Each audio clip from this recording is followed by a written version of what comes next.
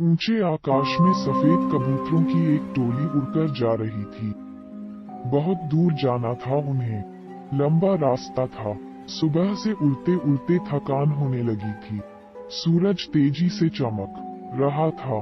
कबूतरों को भूख लगने लगी थी। तभी उन्होंने देखा कि नीचे जमीन पर चावल के बहुत से दाने पड़े थे। कबूतरों ने एक दूसरे से कहा, चलो भाई, थोड़ी देर रुककर कुछ खा लिया जाए, फिर आगे जाएंगे। एक बुजुर्ग कबूतर ने चारों ओर देखा। वहां दूर दूर तक कोई घर या मनुष्य दिखाई नहीं दे रहा था।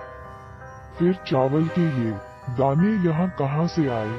बुजुर्ग कबूतर ने बाकी कबूतरों को समझाया, मुझे लगता है कि यहाँ कुछ गड़बड़ है। तुम लोग नीचे मत उतरो।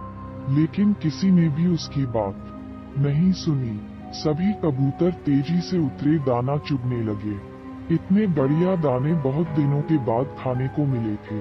वे बहुत खुश थे। जब सभी ने भरपेट खा लिया तो बोले, चलो भाई, अब आगे चला जाए।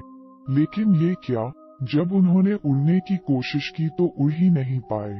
दोनों के साथ साथ वहाँ एक चिड़ीमार का जाल भी था, जिसमें उनके पांव फंस गए थे। उन्हें अपनी गलती पर पछतावा हुआ। बूढ़ा कबूतर पेड़ पर बैठकर सब देख रहा था। उसने जब अपने साथियों को मुसीबत में देखा तो फौरन उड़ा और चारों ओर देखा। दूर उसे चिड़ीमार आता दिखाई दिया। वह फौरन लौटा और अपने साथियों को बताया। सब वहां से निकलने का उपाय सोचने लगे। तब बूढ़े कबूतर ने कहा, दोस्तों, एकता में बड़ी शक्ति होती है। सब एक साथ उड़ोगे तो जाल तुम्हें रोक नहीं पाएगा। उसने गिना, 1 2 3 dot dot dot dot dot dot dot dot. उड़ो। सारे कबूतरों ने एक साथ जोर लगाया और जाल उनके साथ उठने लगा।